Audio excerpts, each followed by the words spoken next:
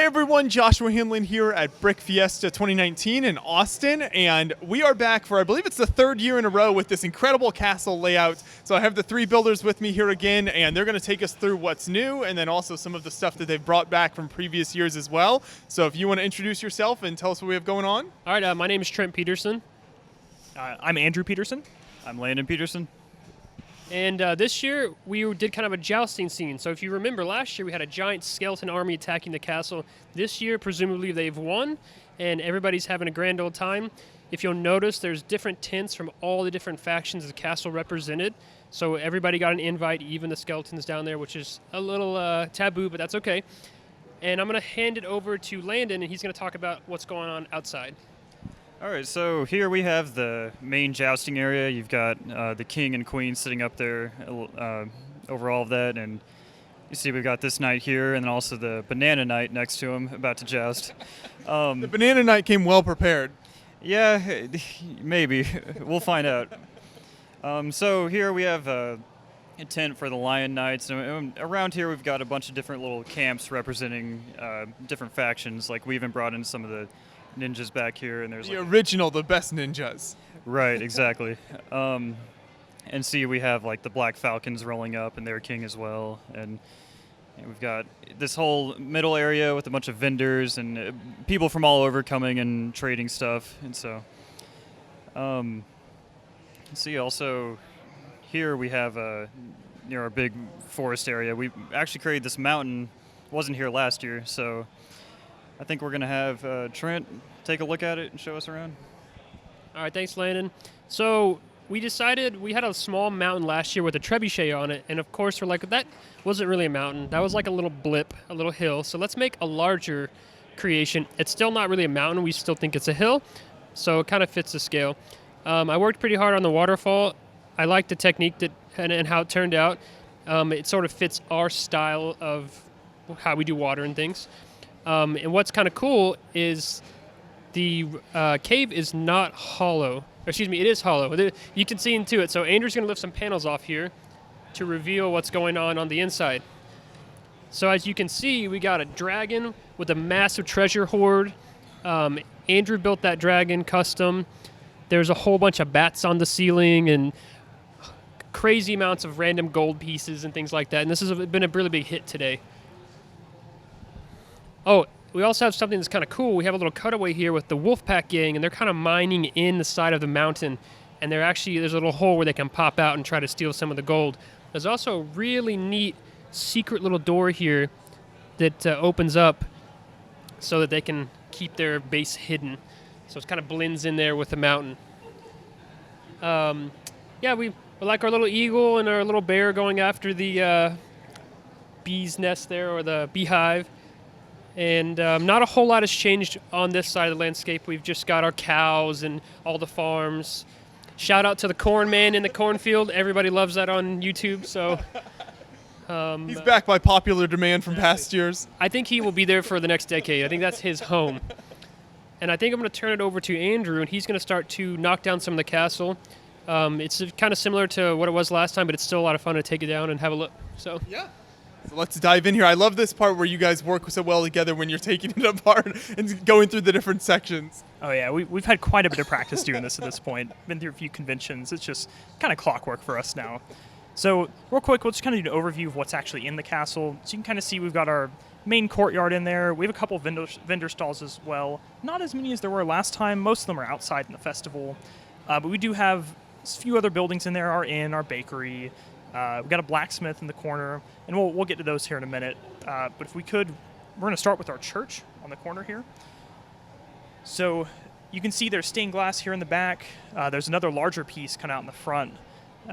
The towers come off on either side, and in a moment it's about to open up. I'll let Trent do this here. And so inside here you can see there's a full church. We've got our priest up at the front, kind of priest quarters out on the side, a lot of people in the pews, organ in the back. It's a big stained glass window at the front. Yeah, we can kind of pull that out and see it a little better there. The stained glass windows, both ends, are really, really neat. Yeah, thanks. It was really interesting. We had quite a bit of time deciding how we wanted to build them. There's a lot of different techniques. We want one, it's not too crazy, but it's fairly rigid and stays together. A lot of them tend to fall apart, and since we take them apart all the time, we can't really afford that. So right here we've got our kind of our side gatehouse here. This is very similar to our main one. It's kind of a scaled down version. It does have a working portcullis. The portcullis will go up, and it has a throw switch to go down. The drawbridges also work, although they're kind of a little bit finicky in how they do it, so we usually don't show them off that much. The next building we're going to go to, so you can see, actually from here you can see the garden outside of our church, since that's open. And now I'm buying a little bit of time for Trent to open up the stables here. So the next building in the corner is our stables. You can see in here we've got all our horses.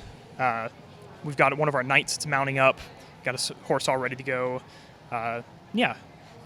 One thing you'll notice in all these buildings and places is that there are stairs and doors and ladders leading to every place. We wanted to have this as like a fully playable castle. So if you were a minifigure, you could get everywhere in here through all the doors, passages, and you could get every place. And so it just kind of was the fact we started this when we were young. We used to play with it ourselves, and a lot of old Lego sets have multiple floors, but no way to get to them. It's like, it's just teleportation between the levels. Yeah, exactly, right? And that's the similar thing with all the details. So here we've got our inn. You can see the upper floor, we've got a couple of rooms in there, and at the bottom we've got kind of a common room tavern style thing with our bartender. If you might have seen in that there's a little small hatch, like a crane and winch system that actually leads into our wine cellar, so you can pull a keg right up from the bottom if you need to. And you mentioned kind of being able to travel throughout the whole build, and so you guys actually do like a D&D games on this, right? So you can kind of move throughout the whole thing? Yes, I've actually done a couple of games here at this convention. It's been a lot of fun. It's a little crazy to do. It's a big thing to work with, but it is a lot of fun to do. You'll notice here we're slowly starting to reveal the underground. We're getting to our other gatehouse right now. Like I said, it's very similar to the other one, has a similar setup, so we can just kind of glance over it. There is the big lion symbol on the back of it. This is the same as the stained glass on the back of our keep, just not stained glass. Yeah. But yeah, as I was saying with the detail work inside here, we see a lot of castles that get built, a lot of builds, and they look really awesome, amazing, but I always want to know what's inside of them. And unfortunately, a lot of them, they're just models. They're just nothing inside. So we've kind of taken that, like, well, we like it when there's stuff in there. So we've kind of gone a little bit overboard in that department. Like, for example, our armory right here. So we have our upper floor here, which is all of our bow and arrows, quivers, range stuff, and then on the floor below it, we have all our spears, swords, armor, and whatnot. Got a couple of guys getting ready to go there. Yeah. The next thing we're going to grab here in just a moment, we're going to get our blacksmith over here. And you can see he's got a bunch of weapons he's working on, kind of getting all that going. And while we're kind of clearing out the rest of this, we're about to get to our keep. This keep is kind of the centerpiece of our castle. It's by far the largest thing here. It took quite a bit of work to engineer it. And you'll notice as we start pulling this off, it is rock solid.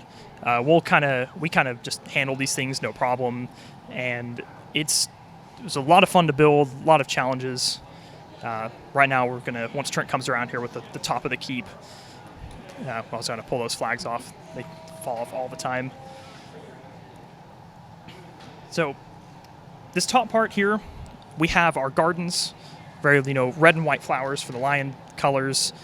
Those crenellation pieces fall off all the time. There's always parts wanting to get off the build. Oh yes, constantly.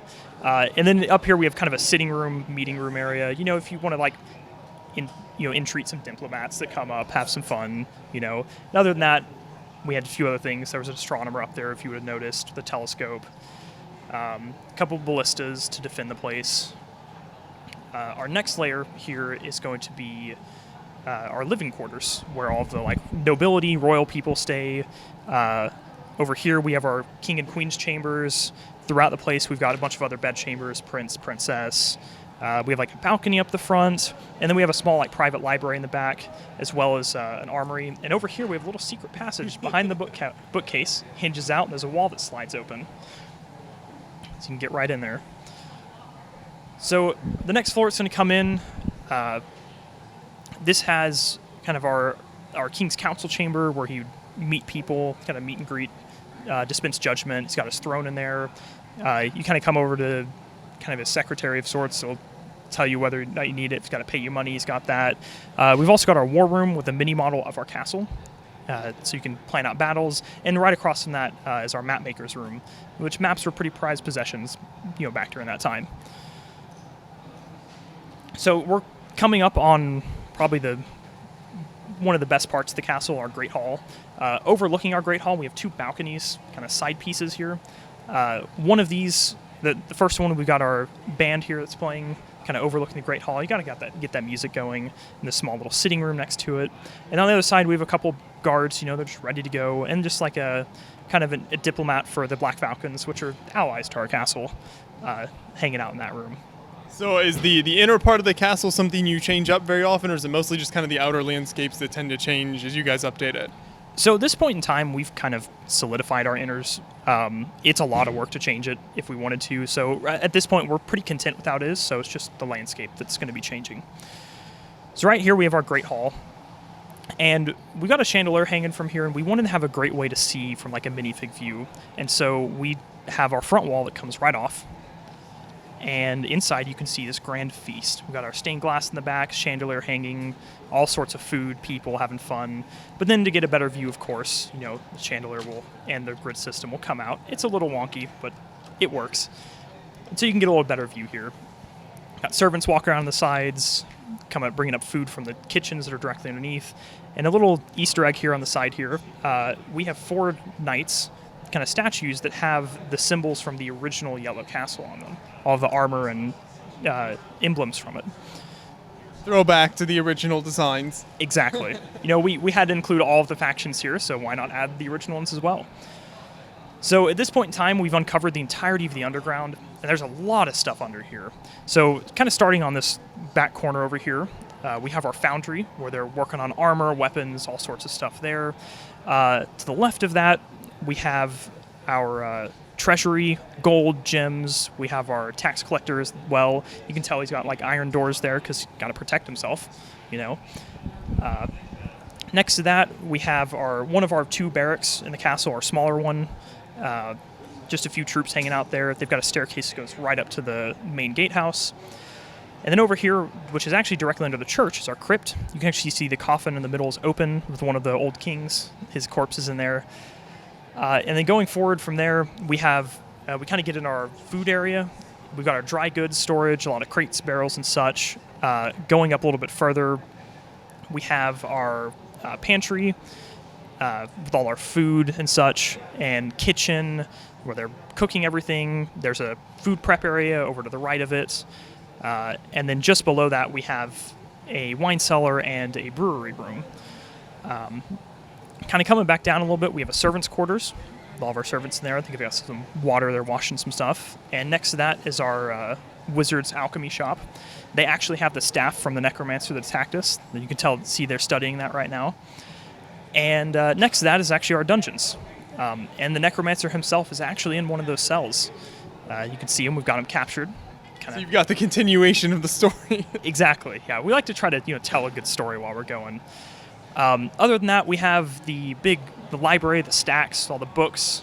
There's kind of an old history trophy room next to it, a bunch of statues of old past civilizations, with the archivist kind of checking all the stuff just below that. And the last things up at the very far end of the castle, we have our barracks and our soldiers' common room. That's the major barracks that are there. I think that does it for most of the underground. The last thing we have left is our port, which I don't think we've actually looked at that yet. Might have gotten a good shot of it before the castle was there, but everything's kind of been pulled off here. And we have some boats here. You can see we've got a door that leads into the underground from this. And one of the cool things we have is if we need to defend our port, we have this giant chain here that normally would be sunk in the water, and you would pull it taut, and it would connect to the other side and hold, and any boats that come in would slam into the chain and wouldn't be able to access the port. And we have our 2 Ballista Towers, which are they're pulled open here. You can see we've got ammunition underneath. They can little flap on the side so they can send the ammo up at the top. The big chain system over here. And I think the last thing is just we got a few boats. Oh, right. we have our islanders Can't over. forget the Islanders over there. Of course, they're just kind of living on their own, doing their own thing. Got a couple of them just hanging out in a little tropical foresty area. Just kind of cooking up some food. Got a couple statues there worshiping over there. I love the Islanders theme. It's always been, even though there weren't a ton of sets released in that, I think it's just a really unique theme. Oh yeah, we had one when we were kids and just always thought they were great. So there were a few other details I think that we didn't have a lot of time to hit on in kind of the new section over here. One thing is the pizza cart there. Right. So I actually personally made that. We have a little hot dog vendor next to it in this pizza cart, and I originally I was going to make a pizza vendor, but I was like, you know what, let's put it on wheels. We're in Austin, we got pizza trucks. Why not a medieval pizza truck? So you can see the lady kind of using a little an oar to pull out the pizza and kind of selling it there. And also something that's kind of neat, we have a jester here on the stage, and he's actually juggling. You can see if he knocks it back, we have the third cup hanging up there, so it looks like he's juggling. And Andrew did a really good job, too, of making some of these carts. They're quite interesting. You have like a kind of a gypsy cart here. One of the Islanders is selling pineapples, too, which is quite funny. There's an ice cream cart, which I'm not sure how they keep the ice cream cold, but they've got a way. And something that's really funny is there's a guy selling bones and skeleton parts from the battle. So kind of like war relics, he's profiting off of war, I guess. And you miss the hot dog stand, which I think is pretty funny, and the little grill. You've got all sorts of different like regalia with the different factions represented here. What would you say are some of the rarest or harder to find of some of these Knights factions? So I would say that, everybody loves the Black Falcons, but one of the most rare ones is this guy. They came in the Knights Processional. They were a set right after the Yellow Castle. And so they only made 6 of these guys, so they're kind of cool. That's one of my older minifigures there. And I also have made up my own faction. I call these guys the Frenchmen because they have their fleur-de-lis there on the shirt. And, of course, this guy has a really awesome mustache, which just looks kind of French to me. And they're a baguette, so... So all of the typical French things. Yes. Grandmother's French, so I guess we're kind of French, too, a little bit, so we can do that, huh? It's not culturally insensitive. Exactly. And, of course, I had to find a reason to use this blue pointed visor piece. I think it came off of Nexo Knight, which the pointed visor pieces are always so cool. So it's like, hey, it's blue. Right. And same thing with our Banana Knight over here, which has no real faction at all. But same thing, from the Nexo Knights, they had this kind of orangey helmet. And I'm like, well, he looks like a banana to me. So he's jousting with a banana. It's got that Mario Kart strategy going on there. I think it might work. I think it actually might work well. And, so you can see all the different factions. We've got these lions, I forget what they're called, but there's Green Dragon Knights, and you can see the Forestmen on top of the waterfall, which are always a favorite. I pointed out the wolf pack over there on the other side of the mountain. We noticed our little tree minifigure in the forest there. The people have been trying to spot him throughout the show, which is just super funny. And that pretty much... just a gigantic festival with all the factions present. Yeah, so a much more peaceful take than last year's build. I love all the different colors and all the action represented here. So what are your plans for next year at this point? We're actually thinking about collaborating with a few people, and I think we're going to go mega battle again. Okay. The number of skeletons has increased a little bit, just some, since the last year, so we can have a more filled out battle. Maybe the skeletons have taken over the castle and we're fighting it back from them. We don't know exactly what we want to do yet, but we'll come up with something that's a little different and keep reinventing ourselves, I guess. Sure. Well, thank you guys so much for taking us through the build once again. I know it takes a lot of time to tear it all down, but it is so incredible every year seeing what you add and the massive castle and how that all works. So thank you for taking the time to take us through it. Thank you. Yeah, thank you.